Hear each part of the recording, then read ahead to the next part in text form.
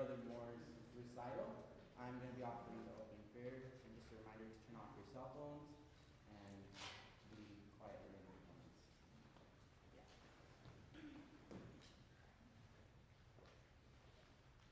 Our dear Heavenly Father, we are very thankful for this day that Thou hast given us, for the opportunity to be here and to be able to listen to the music that has been prepared. And we ask Thee to, Thy Spirit be here, that we may be able to feel Thy love, and people that have prepared may be able to do their best. And we hope that this night may go well, and may return home safely. Please bless all of us, and I say these things in the name of Jesus Christ. Amen.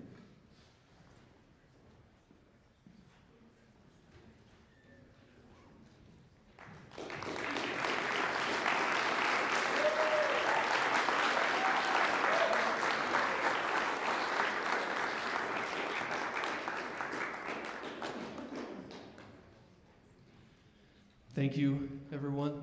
I'm going to do a lecture, and then we'll get to the music a little bit later. Let me first explain why I'm doing this. This is about 3 years ago, I took a leave of absence from my job here to go work on a doctorate degree, which I did in Baltimore at the Peabody Conservatory of Music. And as part of that, when I moved back, you have to do a final project. And so you choose a composer or a topic, and that's what I did. I chose the composer Silvestre Revueltas. And I'll explain a little bit more about why I chose that in a minute. But this lecture recital is the culminating project, the last thing I have to do to get my doctorate degree. So thanks for being here. Thanks for being part of it. This, Peabody gave me special permission to perform it here in Rexburg. We're videotaping, and it's streaming live. My mom is watching from Oklahoma. Hi, Mom. And so it's a nice thing for that Peabody let me do that. And then my professors are going to watch it tomorrow and critique me and judge me, and hopefully I'll pass. Plus, it's nice to be able to do it here in Rexburg. I can have my family here, and I can also have my friends who are going to help me perform these pieces later on to be here with me. Let me talk a little bit about Revueltas' life. He was born on the very last possible day of the 1800s. He was born on December 31st, 1899.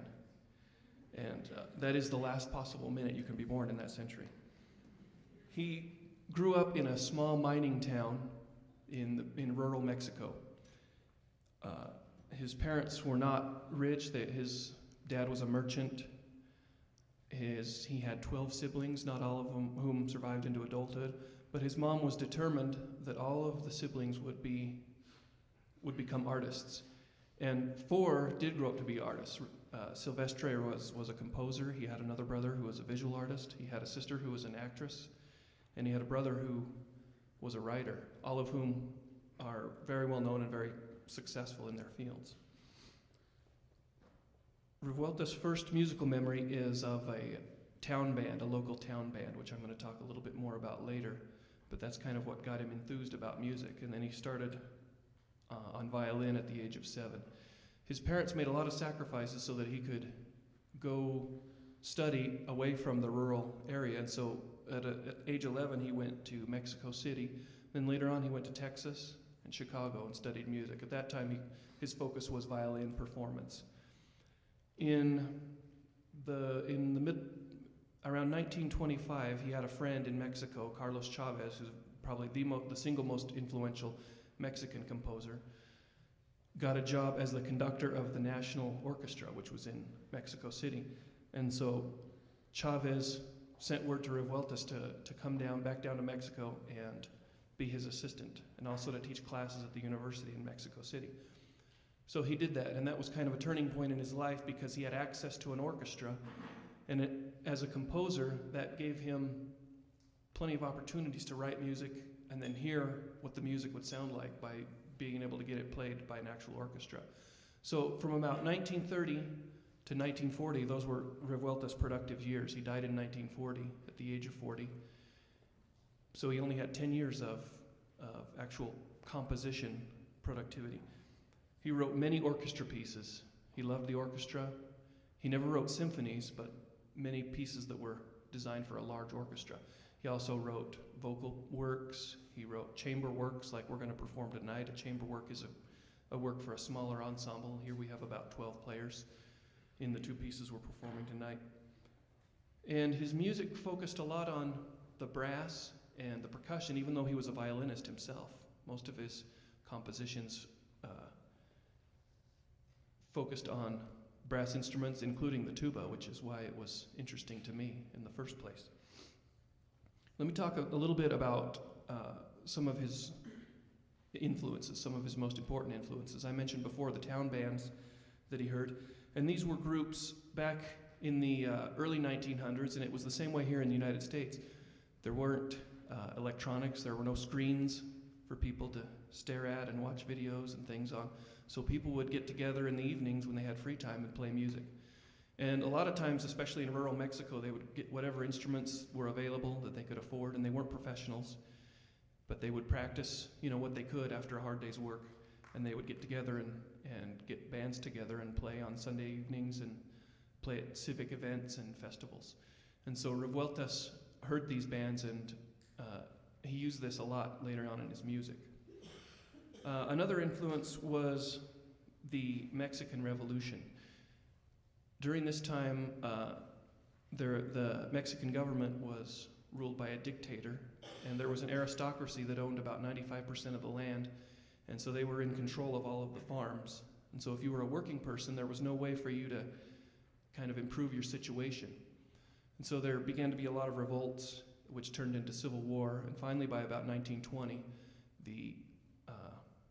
a new government had been installed that was a lot friendlier to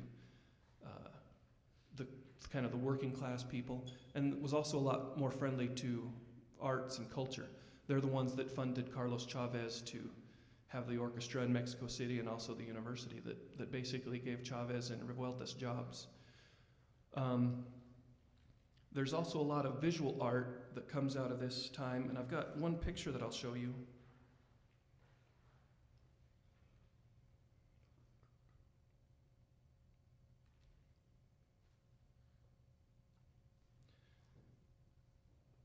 And this is a mural painted by Diego Rivera, and this typifies a lot of the attitudes of the artists at that time, including Revueltas. Rivera would paint these pictures in public places so that everybody could see them. He didn't do them for a gallery or for a museum. He did it so that the common everyday working people would see them. And he would also use themes that the common Mexican people could relate to and identify with. And Revueltas wanted to do that as well.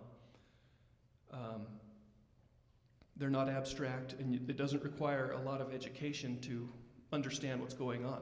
However, they are deep works of art and important and full of symbolism.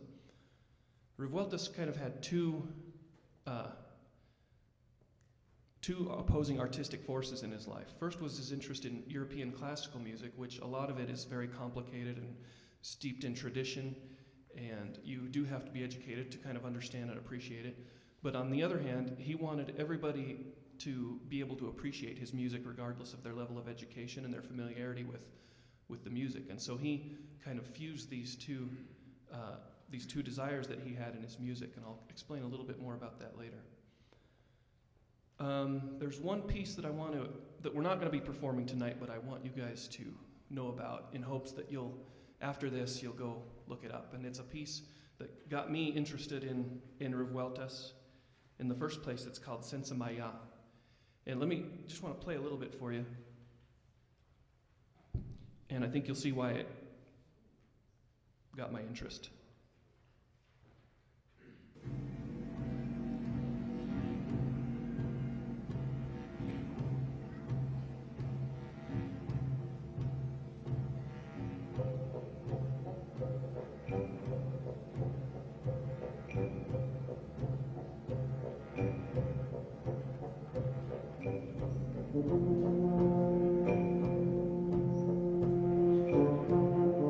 That's the tuba.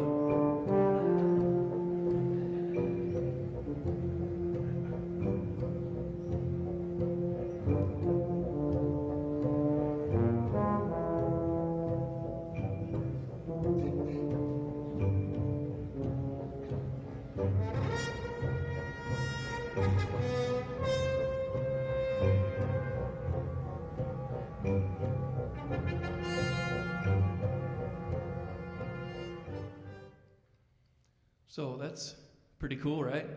Tuba solo? How could you not? Yeah, so you can applaud that, yeah. I wish we could perform that here, but the stage isn't big enough for the orchestra it would take. However, it was performed here in Rexburg last year by Brother Brown over here and the Rexburg Tabernacle Orchestra. And it gets performed fairly frequently in professional orchestras as well. It's probably the piece you're most likely to hear of Revueltas. So not only does it have an interesting tuba part, a tuba solo, but it's got a lot of interesting devices that Revueltas uses to as structural points for the music. And the piece was inspired by a poem called Sensamaya that was written by a Cuban poet of African descent, and it's on your program there. And the poem depicts and describes a ritual where a medicine man comes along and kills a snake as part of this ritual. And it uses a lot of repetition. It uses nonsense words like sensamaya and mayombe. Those don't really mean anything, but they contribute to the rhythm of the poem and the meter of the poem. I've got a recording of Guillen himself reciting this poem that I'd like you to hear. And I want you to listen for the musicality with which he does it, the rhythm, the percussiveness, and it's almost like the words are secondary to the musical sound of the poem. And this is what kind of inspired Revueltas to write a piece about it. So here's Guillen.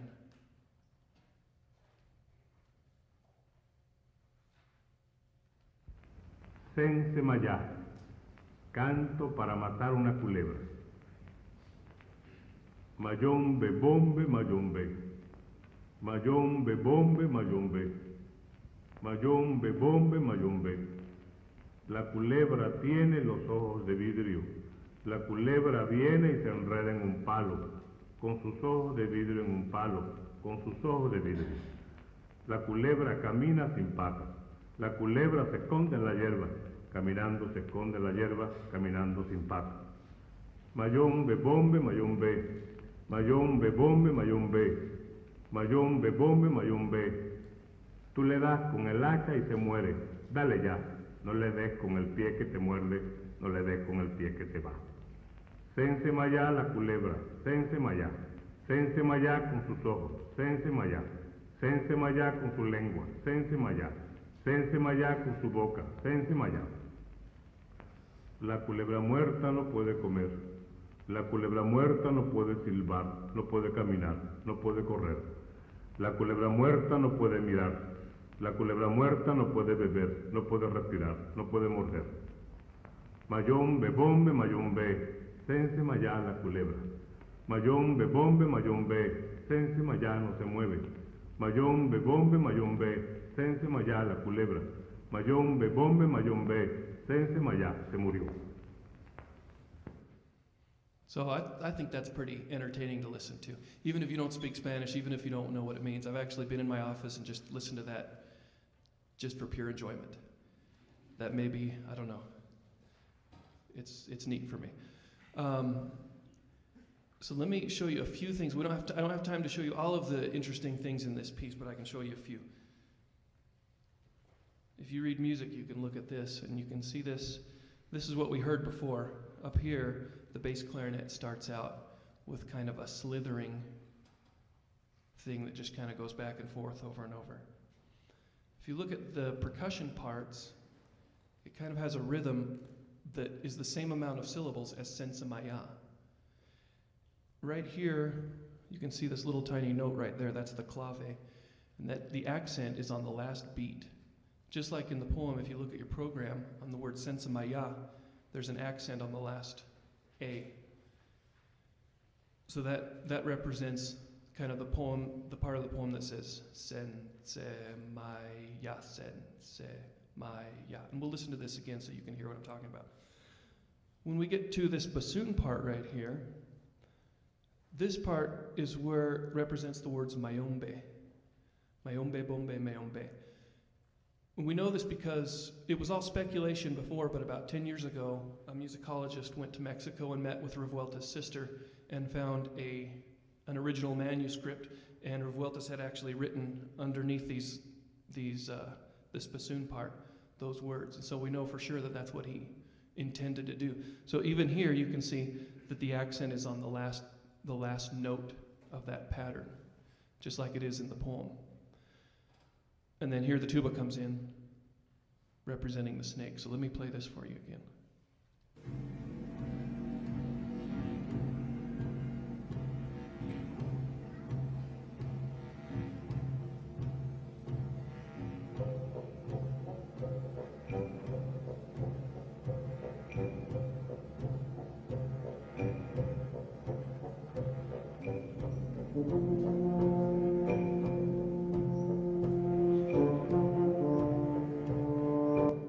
So all of those elements from the poem he has translated into creative ways to use it in his music.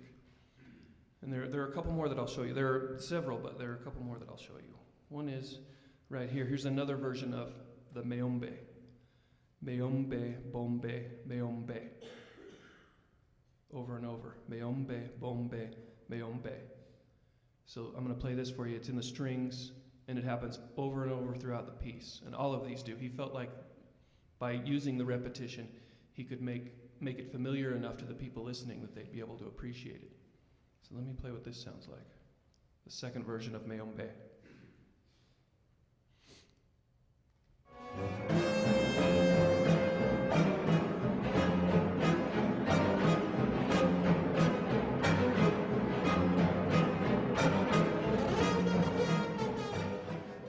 Okay, that one's a little bit harder to hear because it's kind of within the texture. Let me play it one more time for you. Oops.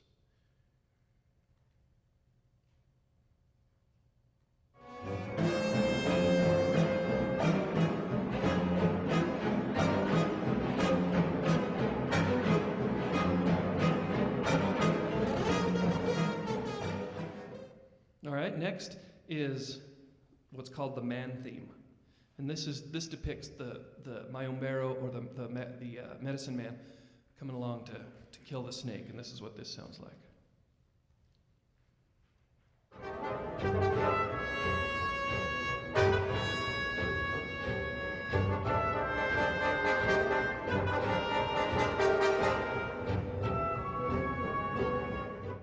Okay, so all of these things, just like in the poem, in the last stanza of the poem, all of these things are combined. He combines senza maya, mayombe, different elements from the poem, and they come back, and I'll show you this.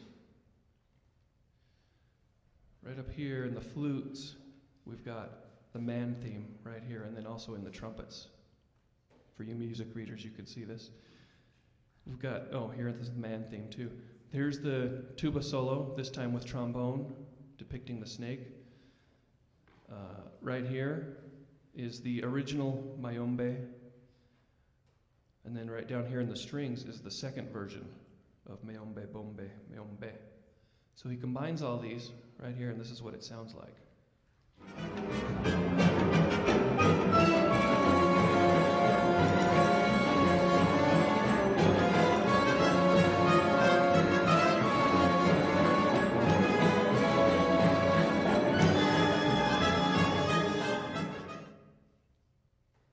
You like? Yeah, it's good. It's good music. Now, I purposely left off some of the best parts of this piece because I have to promise you that it'll be worth it if you go home and go on iTunes and buy this. It's about 8-minute work, but there's some really cool moments. There's the moment where he hits the snake with the hatchet and kills it, and some pretty intense things in here. It's a great piece of music, so go look that one up. Now, let me talk a little bit about the first piece that we'll perform tonight. This is called Tres Sonetos, or 3 Sonnets. This has an interesting story that goes along with it. Revueltas and some of his friends who were artists and writers, they took a trip in 1937. Spain was in the middle of the Spanish Civil War. The fascists were trying to take over, and the Republic was trying to fight back. And so Revueltas and some of his artist friends went over to try to show their support for the Republic. And they went and did concerts, and Revueltas performed a bunch of his music. They did radio shows and all kinds of things just to do what they felt like they could to support. On the way back, one of the writers that went with him, his name was Carlos Pellicer, and he had just published a book of poetry. And Revueltas came up to him on the boat and he said, "Hey, can I borrow that book? Do you have a copy?" And so he did, but then he never saw it again. He never gave it back. And then a few months later, after they got home to Mexico, Revueltas contacted him. He said, "Hey, I picked my 3 favorite poems from the book, and I've made music to go along with them. But you have to read the poetry while the music is going on." And so Revueltas and Pellicer performed this several times in Mexico, and they even came to New York and performed it. Tonight we're going to have Mark Leal do the voice part, and then some friends of mine and I are going to come up and do the musical part for it. Mark's a student here in the vocal department. He's also in my brass methods class learning to play the trombone right now every morning. So he gets to do this, and I appreciate it. I appreciate all of the performers tonight. So I'm going to have them come up right now. We'll probably play a few notes, make sure our instruments work, and we'll perform this piece, and then I'll tell you about the second piece we're going to do. Come on up, guys.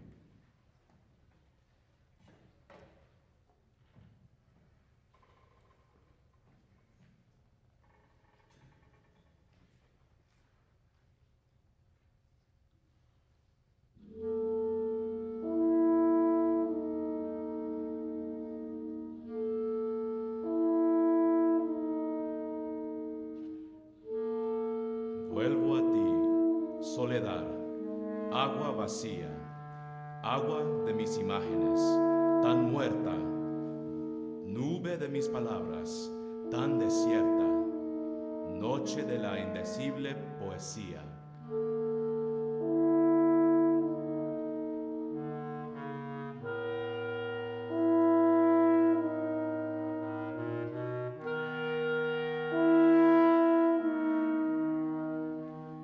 Por ti la misma sangre, tuya y mía, corre al alma de nadie siempre abierta. Por ti la angustia es sombra de la puerta, que no se abre de noche ni de día.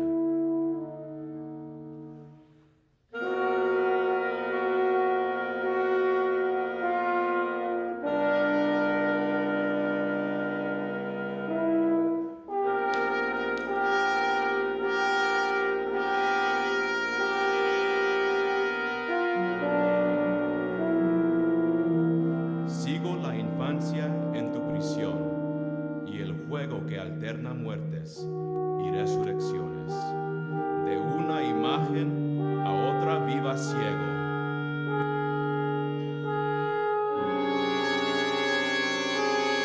Claman al viento, el sol y el mar del viaje. Yo devoro mis propios corazones y juego con los ojos del pasaje.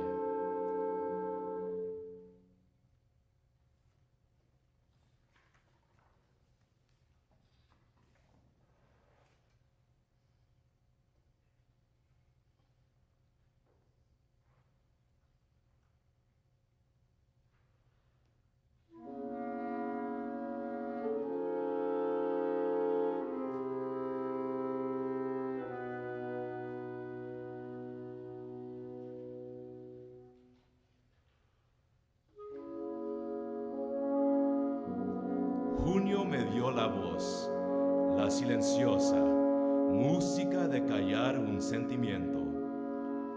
Junio se lleva ahora como el viento, la esperanza más dulce y espaciosa.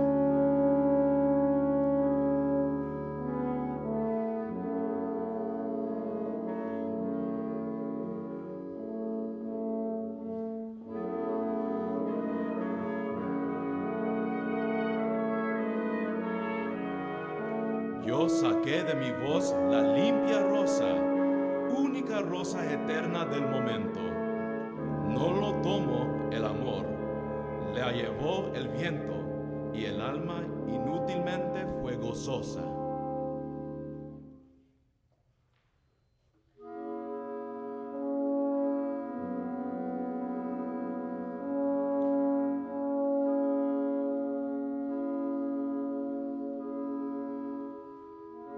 Al año de morir todos los días, los frutos de mi voz dijeron tanto y tan calladamente que unos días vivieron a la sombra de aquel canto.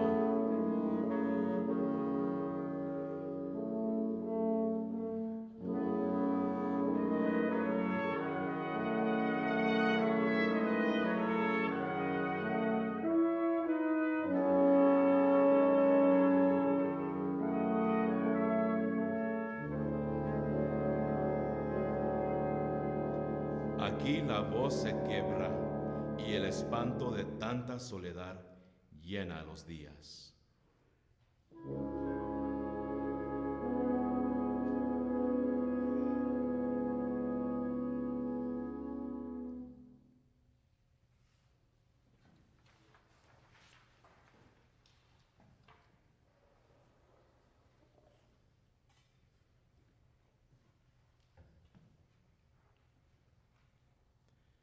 Era mi corazón piedra de río, que sin saber por qué daba el remanso.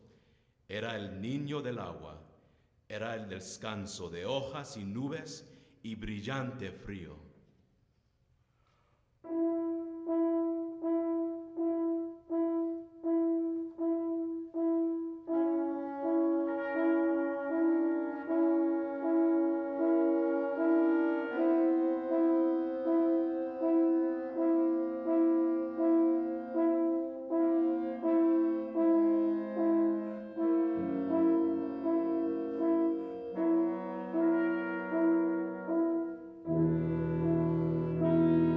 Alguien que algo movió y se alzó el río.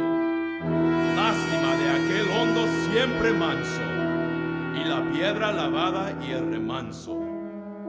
Liáronse en sombras de esplendor sombrío.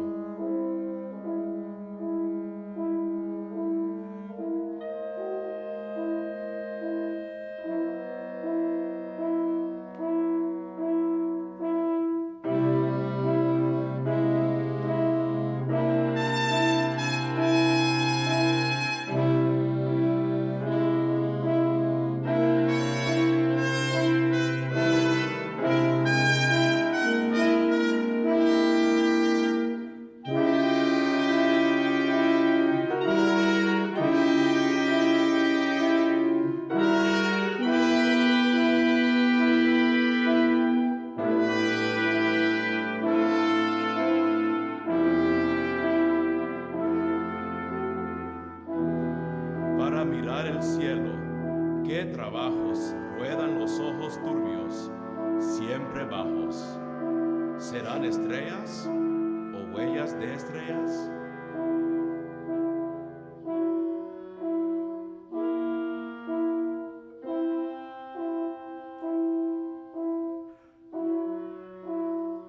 Era mi corazón piedra de río, una piedra de río. Uno de aquellas cosas de un imposible, tuyo y mío.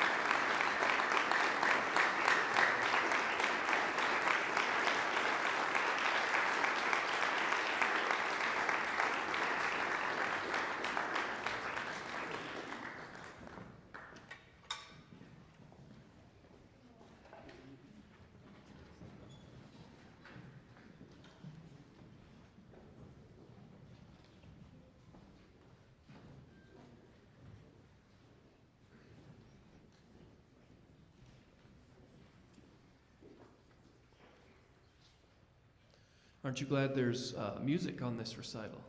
Isn't that nice? Now I'm just going to talk for a little bit longer and introduce this our second piece and our last piece for tonight. It's called Homenaje a Federico Garcia Lorca, and which means homage to Federico. This is not as popular as Senza Maya. However, of all of the research that I did, almost all of the scholars agree that this is Revuelta's most important piece and his best piece. And it's a privilege to be able to get this together and perform it for you tonight. And it's thanks to my faculty colleagues and students here who have agreed to do this, and I very much appreciate that. It's the best part of this recital. Let me explain a little bit about who Lorca was. He was a Spanish playwright and poet, and he lived right at the beginning of the Spanish Civil War. And he had a lifestyle that wasn't popular. He was very outspoken, wasn't popular among the fascists who were trying to take over. He was outspoken, controversial, he was openly homosexual, and that was a problem for the fascists, and they arrested him or kidnapped him and executed him. And when Revueltas heard about this, he was very moved by this. He felt a lot of kinship with Lorca because they both had come from the rural areas of their respective countries, and they both kind of had the same philosophy with their artistic work, which was to make pieces and make art that was accessible for the everyday type of people. So Revueltas decided to write this piece in homage to him. It starts out with the first movement is very intense emotionally. It starts out with a piano and a trumpet melody that's very sad and anguished, and it's the kind of music you would expect from as a homage to someone who had been killed. But the movement is actually marked baile, and so after about 20 seconds, the whole group comes in, and it's a dance piece, and it's very upbeat, it's very rhythmic. The melodies are very simple and song-like and interesting, and it's the kind of music that you would hear that Revueltas would have heard in his hometown town bands, with a few differences. But he makes a special effort to make it sound amateurish, and to do that, it's actually quite a bit of work in the music to make professional musicians like you'll hear tonight sound like amateurs. So he has to do a lot of weird things to make it sound like that. And one of those is that you'll hear several places where, for example, the piccolo and the clarinet play in seconds from each other, which for musicians, that's the most dissonant interval possible. And I'm going to play a little excerpt of that so the rest of you can hear what it sounds like. But it's meant to evoke an amateur town band that basically plays out of tune. So let me play that.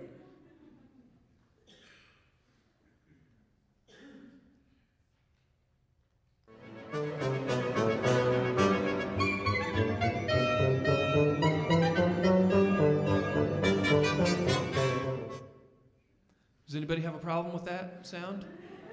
Okay, well, you're going to hear it in a minute, so get used to it. There are lots of places where he evokes this town band, where people sound like they're missing notes. It sounds like people aren't playing the rhythm that they're supposed to. But don't worry, it's not a mistake. Well, it may be a mistake, it's possible, but it's supposed to sound like that. Okay, and that's what he wanted to create.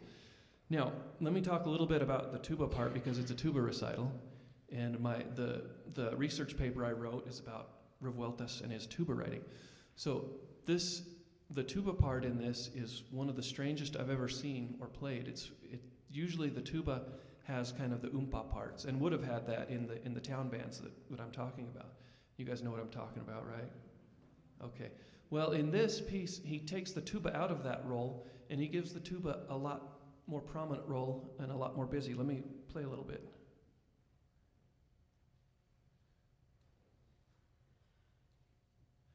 And you music people can look at this too.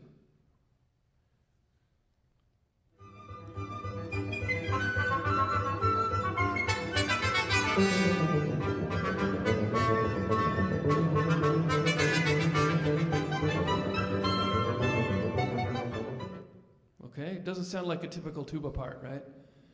And I didn't even know this piece existed. I just liked Senza Maya, but then I found out about this piece, and it has that tuba part, and it was pretty much a gold mine for my research project. So, plus it's a lot of fun to play. The tuba right there is the busiest of all of the instruments. It plays stuff that's not idiomatic for the instrument or that doesn't sound like a typical tuba part. It's not natural for a tuba to play that fast. I'm going to try it anyway. Revueltas wanted it that way. But I think the deeper meaning behind this is to, even though he's evoking a party atmosphere and a festive atmosphere, there's something that's not quite right about this party that's happening. There's still an element of grief and of pain and of things aren't exactly the way they were before. So I think the tuba contributes to that in a big way. The second movement starts out also with the trumpet. The trumpet plays a sad melody, and the bass and the piano and the violins, you'll hear, play their own repetitive little motive over and over. And after they establish that, it's really mellow and quiet and sad. And then the tuba comes in again and contributes to a very painful type of playing. The tuba plays very loudly, leaps up into the high register in really dissonant notes. And as the piece progresses even further, all of the rest of the group comes in and contributes to a very dissonant and painful and anguished climax of this movement, which is pretty obvious a representation of Revueltas' grief and pain about the death of his friend. The third movement is another interesting piece of music as well, because this one he really goes all out to evoke this town band situation. In fact, when it starts out, it almost sounds like nobody knows exactly where to come in. It's kind of ka-chunk, ka-chunk, nobody knows exactly where they are, and then finally after about 20 seconds, the band kind of finds where they are and comes together.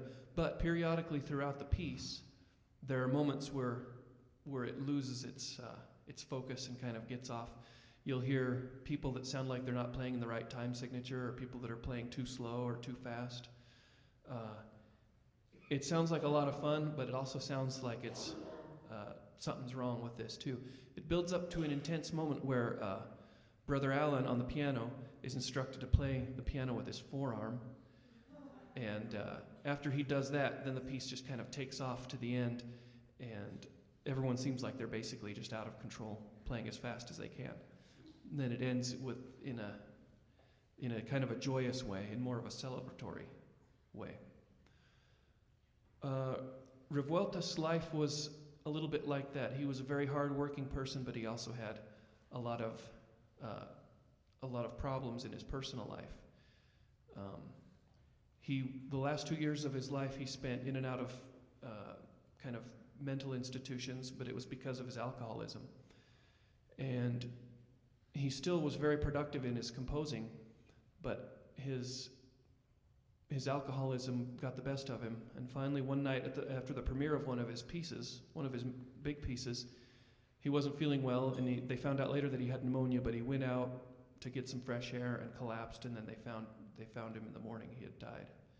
And he was only age 40, so he had 10 years of productive composing. But his music is what we have to kind of remind us of the good things that he did. We've had a lot of fun putting this together, my colleagues and I, and it's brought us together musically, and it's been a lot of fun to put on this performance for you. This might be the first time this piece has ever been performed in Idaho. It wouldn't surprise me if it is. So we hope you enjoy Homenaje, Federico Garcia Lorca, and thank you for coming.